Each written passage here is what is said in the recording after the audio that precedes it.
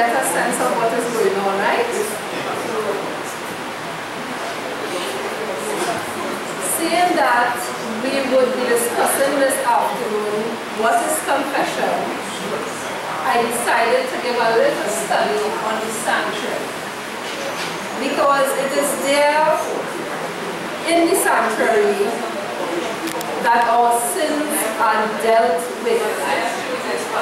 It was being dealt with in the sanctuary on the earth, and it is also being dealt with in the sanctuary in heaven. Right? So this afternoon we will be discussing what is confession.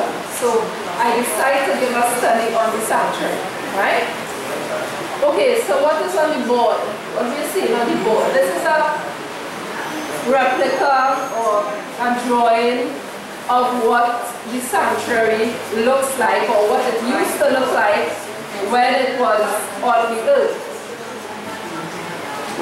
Out here would be an altar.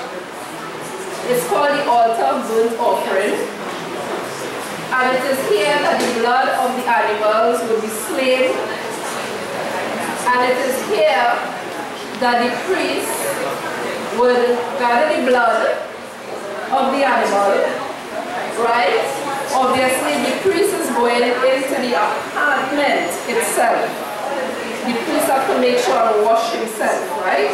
So you used to have things outside where the priest has to wash himself before he go into the first apartment, even in the second apartment, right? So here we have the altar of burnt offering, and there were 4 horns on the altar. Here we see a little animal on the altar, and the priest would take this blood that was gathered from the animal, and the priest would go into the first apartment, right?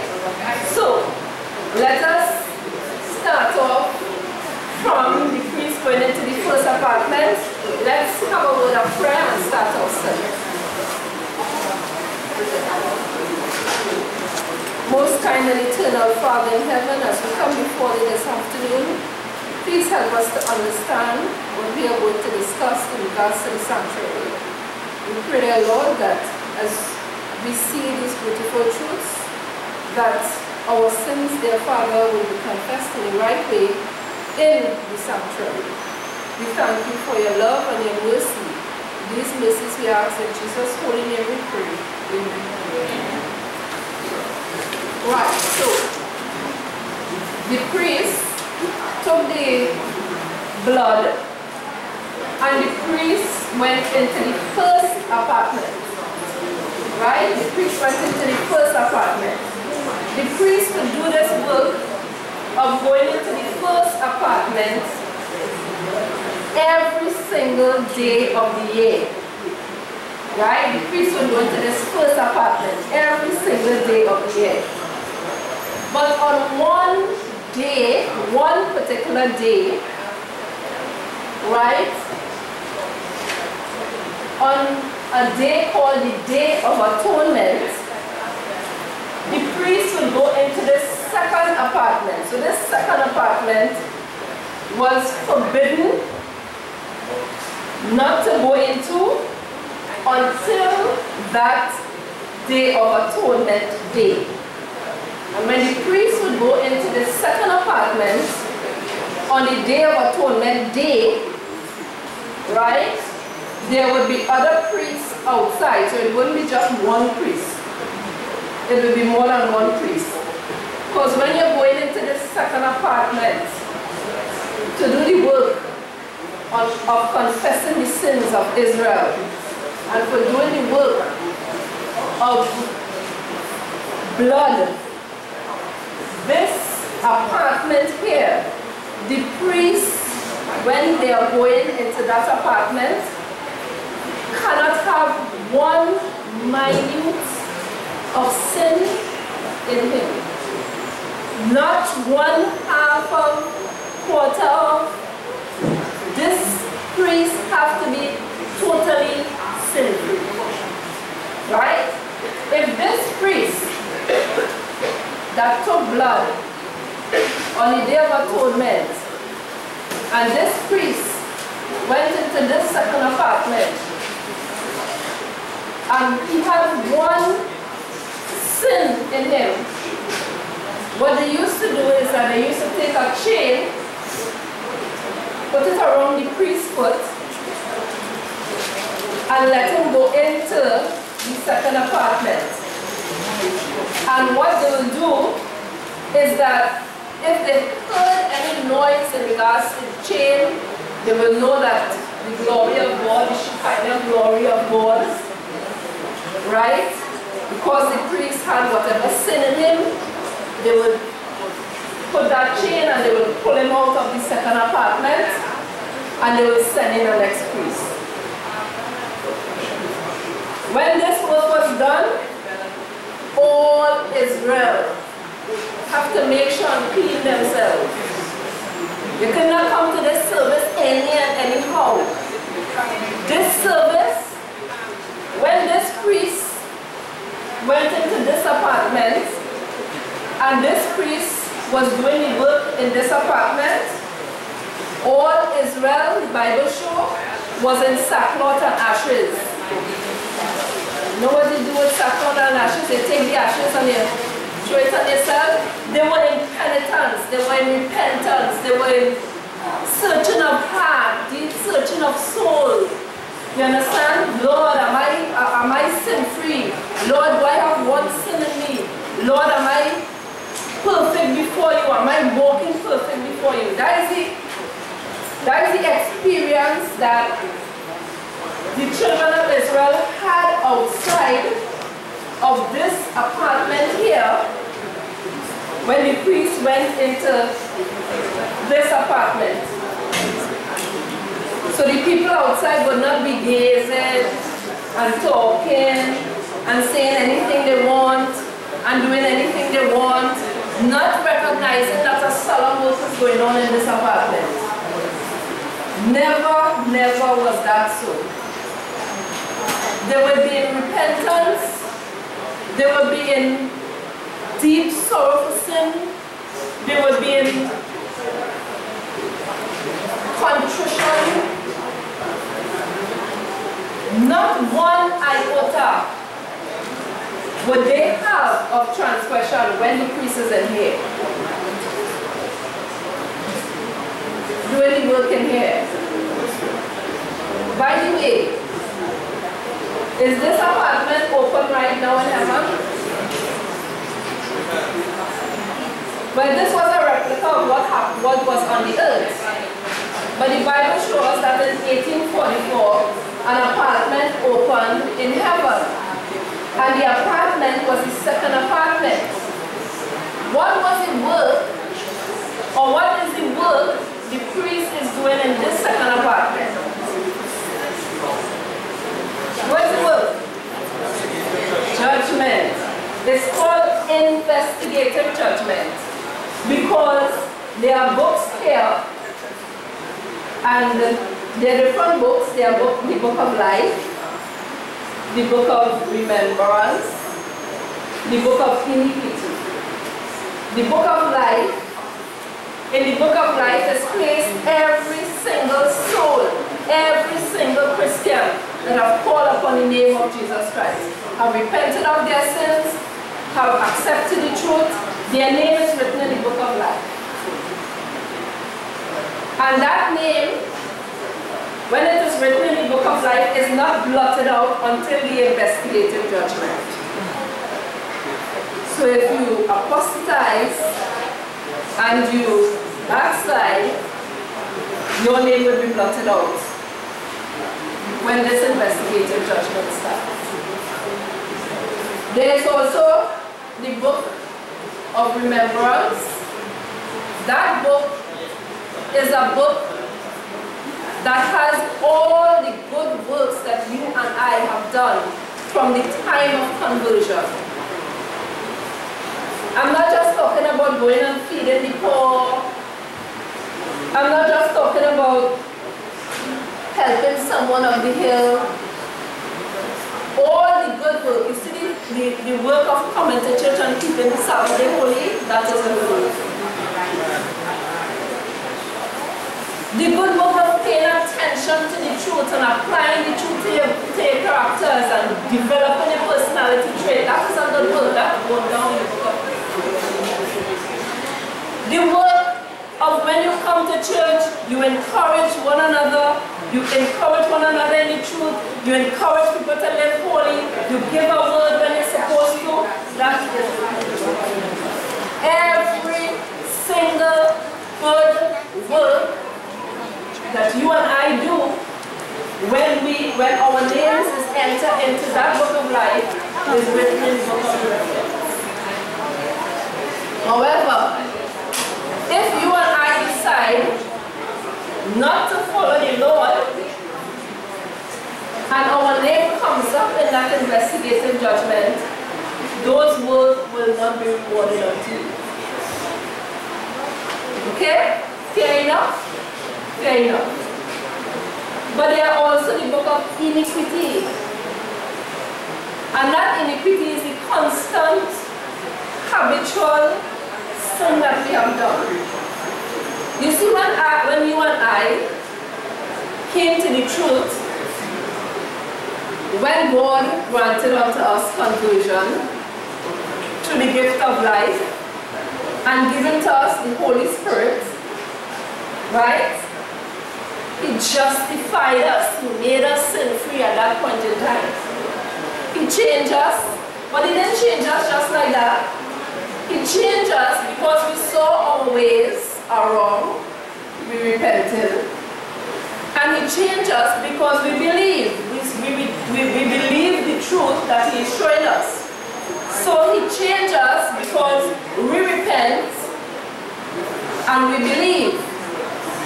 That's why He granted unto us justification and our names are entered into the book of life. But in our Christian walk, because God knows that we would not be faithful in all things, and God knows that man does not abide, sometimes some people change like clothes. Beautiful Christian could come like a human. And we could persecute our brethren sometimes, Because the carnal mind is enmity. The carnal mind has bitter hatred against the truth.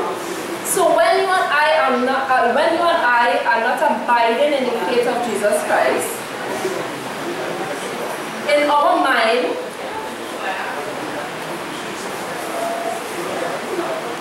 there's a brain by the way, it's supposed to be in our mind, in our brain, has a little part of it called the memory bank.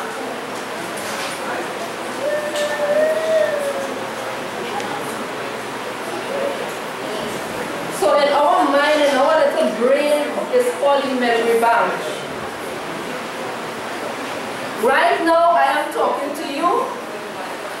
And this is how our brain operates. This is a kind of neuron in your brain. And when I talk to you, light flash like this. On another one. And flash like this. And another one. When they say it's light, it's truth, right? And this is how it happens. So, I'm talking to you, and knowledge is flashing in your mind. And the information that I am giving to you is being engraved on one of those cells in. That is the information there in your memory. Right? So ever so often, right? Ever so often, in our walk with Christ, those thoughts come back. The thoughts that we used to think. But the thoughts coming back that we used to think are not transgression until you do something. You and I are the king and queen of our own thoughts. You destroy and you build. You want to develop yourself in the truth? You build. You want to, alright, you want to destroy yourself in the truth? You destroy. You want to destroy yourself in the truth? But you want to build up yourself in the truth? You build. So when the thoughts come up in the memory bank, you and I can do something. You and I, because before conversion, we used to hold values for the sins that we practice in our mind, because we used to hold value for it. In our memory bank, sometimes it comes up in our memory bank because justification did not remove it. It is just there in our unconscious mind. Justification didn't remove it.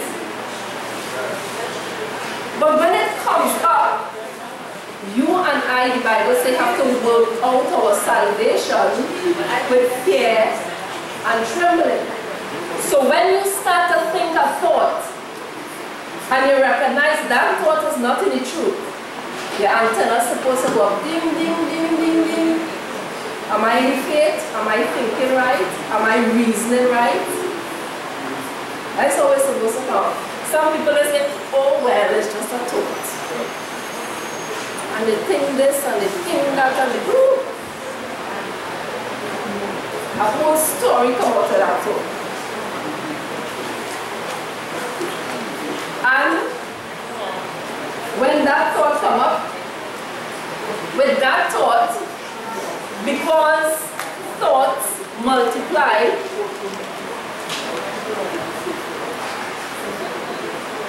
when you and I are thinking something, we are reasoning the truth.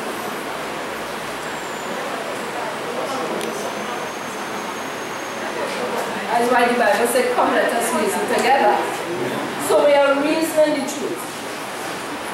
You're home and you're in your mind, and a thought come up and you're reasoning that thought. And you don't recognize that the thought might be from evil angels. So, you think about Sabbath, one, it now comes to you in your memory bank. But you know, Sister Nell passed me straight Sabbath.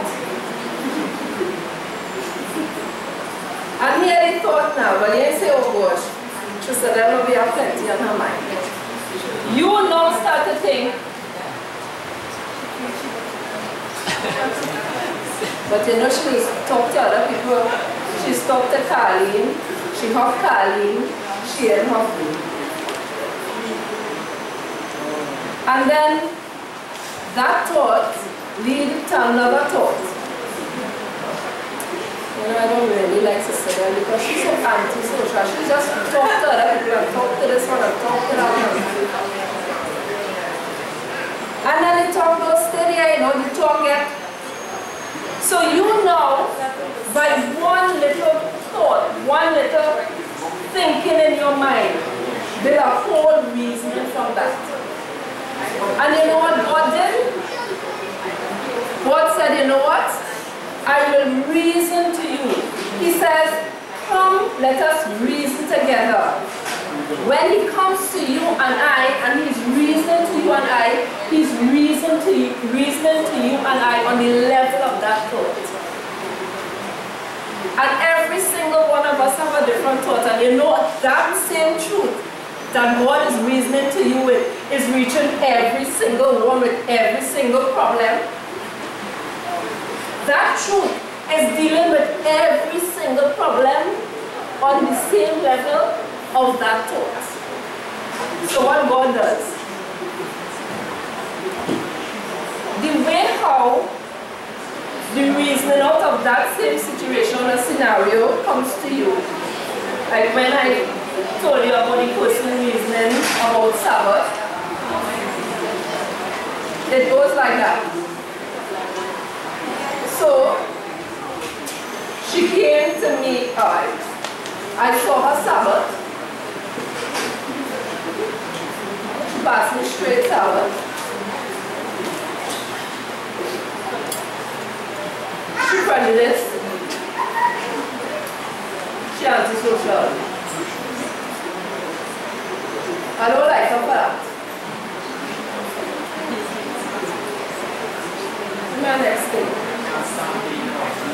I can't sound you.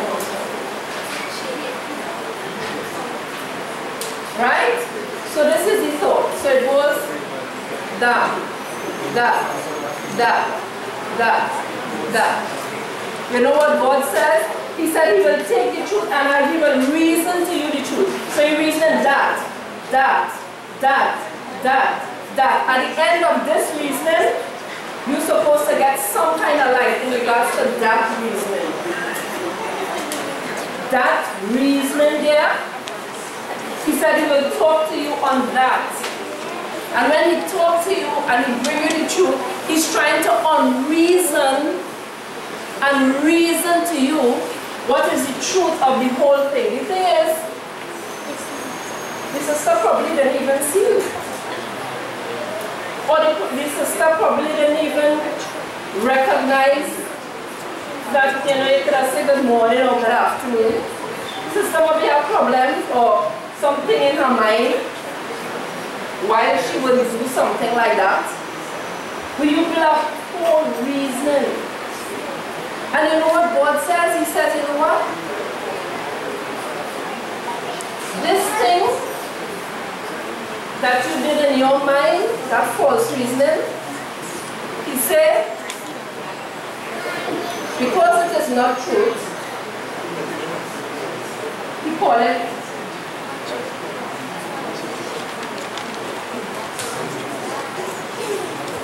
and that sin there, he said he will talk to you according to that. He will talk to you according to that. So when God is reasoning to you, he's not just bringing a truth here and a truth there and a truth. He's speaking to you. Every single one of us inside of here, but he's speaking to you. How could so much people be in the world and God speak to one person by themselves? Why do we say that he's a personal savior? Why is he a personal savior if you're talking to a group? Because he deals with you, he's hearing on you. He knows how you are, so he brings the truth according to how you are. But he's talking to everyone. Beautiful, eh? So, let us go back to the apartment. So the priest took the blood. He went into the first apartment. This is the table of shewbread. Every single thing in this apartment, be it the first or be it the second, is a symbol of Jesus Christ. So when you study in the sanctuary, get an idea of how Christ relates to you. When you study in the sanctuary, it's not just a building, and it's not just where Christ is, it's what Christ is doing for you, on your behalf. So the sanctuary, you know, is a nice thing for us Christians, because that is where God speaks to us. That is where God relates to us and comforts us, you know, and help us. I love this work. I love this work. So when Christ ascended, he went into this apartment, the first apartment.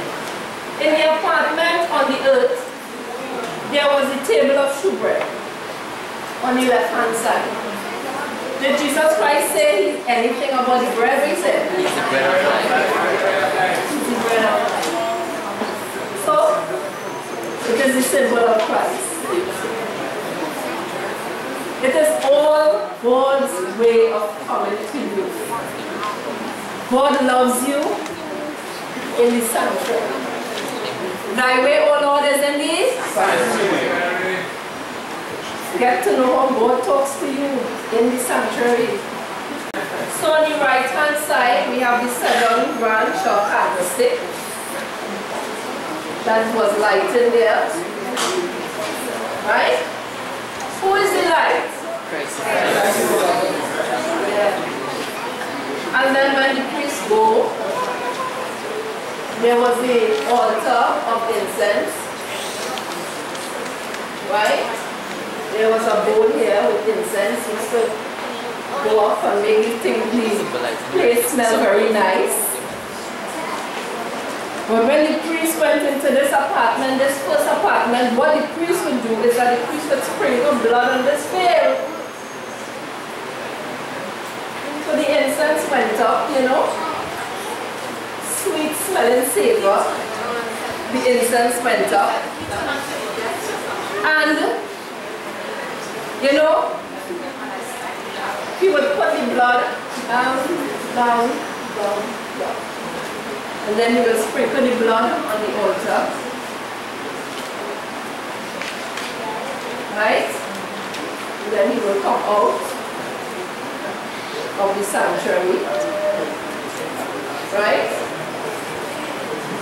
That work, even though the sanctuary was on earth, that work that was done in this first apartment, if the children of Israel at that time had repented of their sins and forsake the thought of practicing sin or holding any value for sin, when the priests went to do this work, they were actually being forgiven. But the work of blotting out of those sins will actually happen from 1844.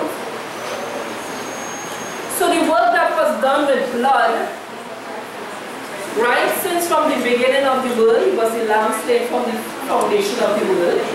That work that was done, if they repented of their sins and they forsake their sins, when the investigative judgment starts, their sins would be investigated and they would receive the blotting out. But the work that was done here, this work that was done here, of the forgiveness of the sins, when the priest went in and the priest do it on their behalf, they actually received the forgiveness. They actually received the forgiveness. So,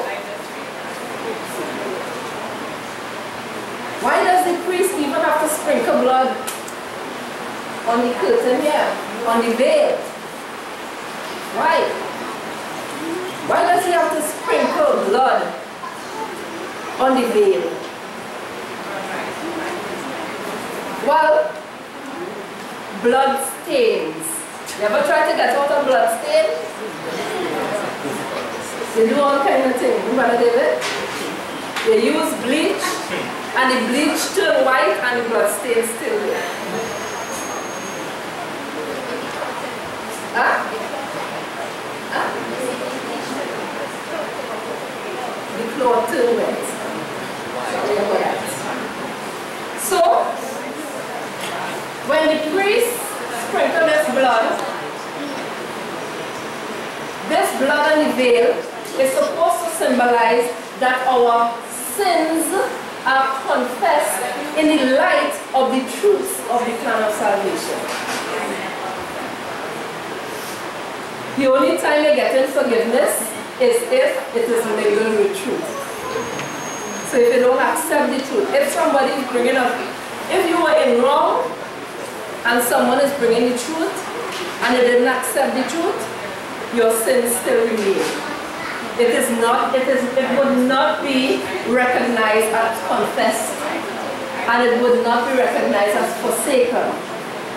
So when the blood was sprinkled on the veil, it was to testify that you and I, it was recorded that you and I, our sins have been recorded in the light of the truth of the plan of salvation.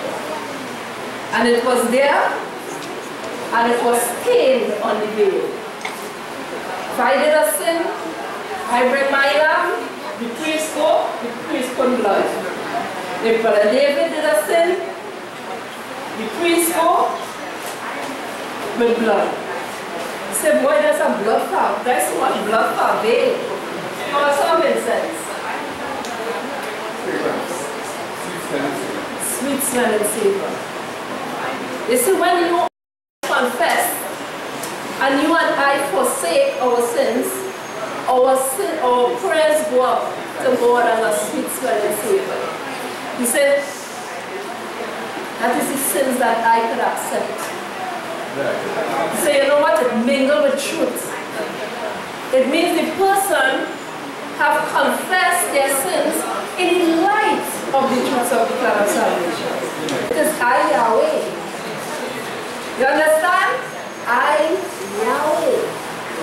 So you're coming before God in humility that you are nothing and Christ is everything. And you're praying, Lord, in the light of the truth, in the light of the reasoning of the truth that He show you, you pray in the light of that. So you're confessing in the light of that. When that is sprinkled on the veil, then you say, you know what? Our sins is really confessed.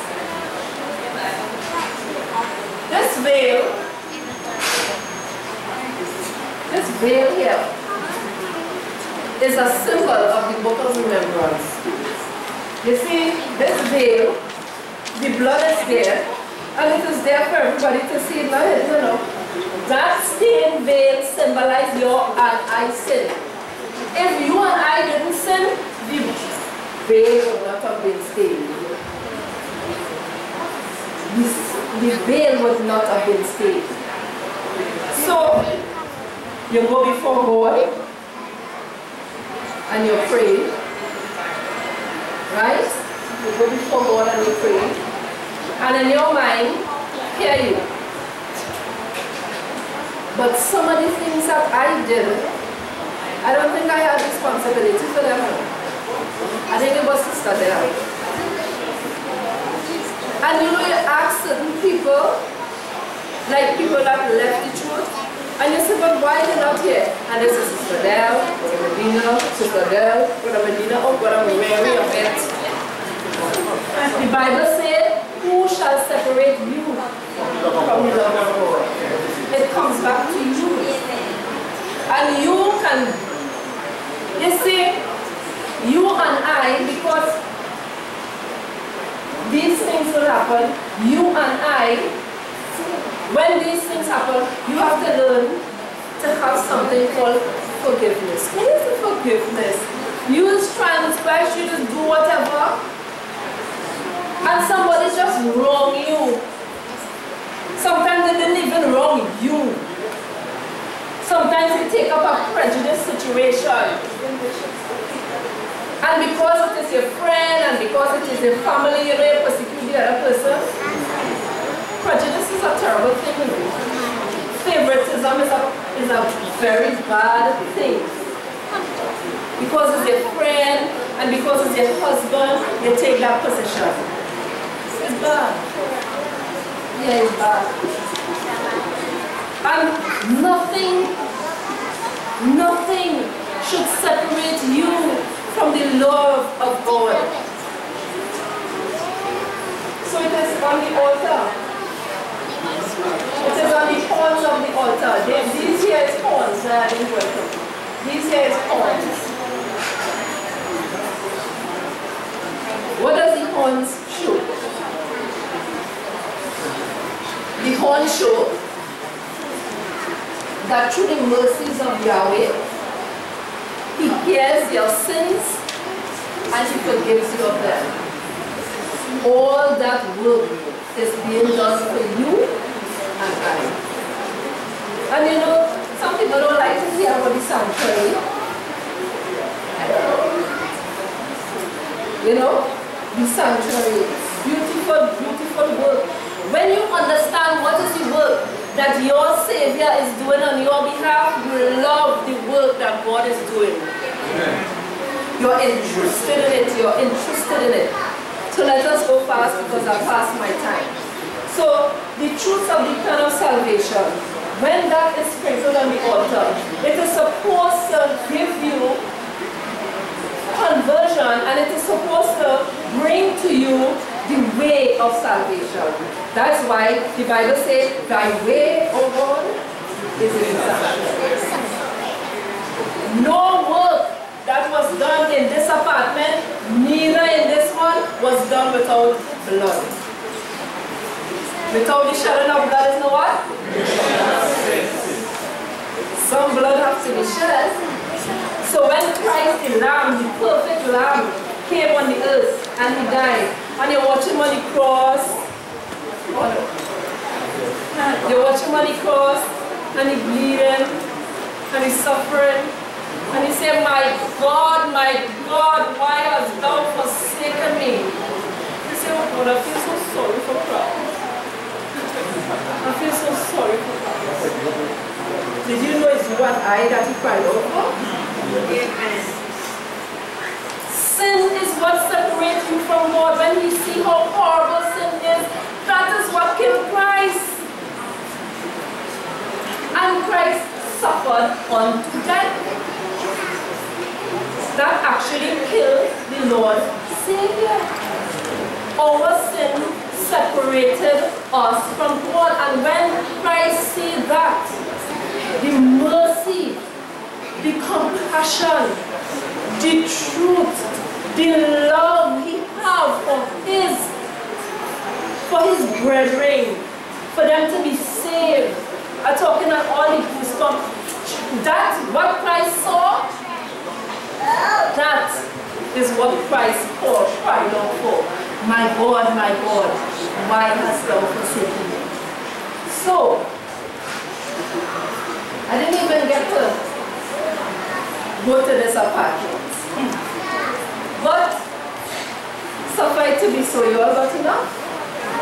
Right? For now, yes.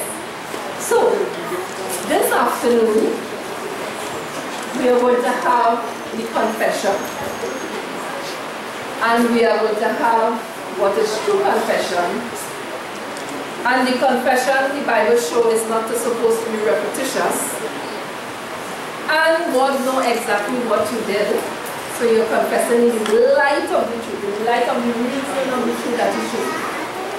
So when you are confessing, or you are showing how you confess, you are actually taking all the situations into consideration that Christ had done for you. So when it says, for God so loved the world that he gave his only begotten Son, it is not just a phraseology. Get to know the theology of it. If it was not for Christ, none of us would not have been sitting down here. Christ, when he was on the earth, his life was on trial.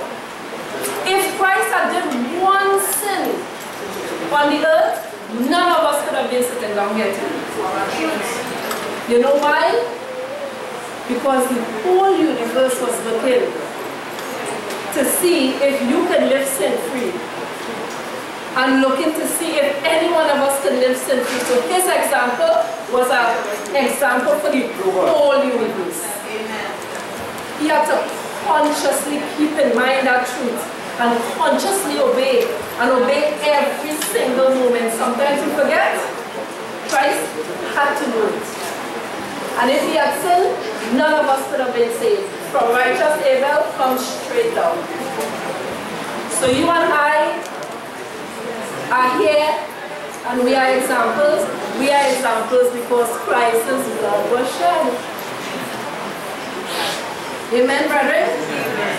So when you confess it, take something into consideration. You know?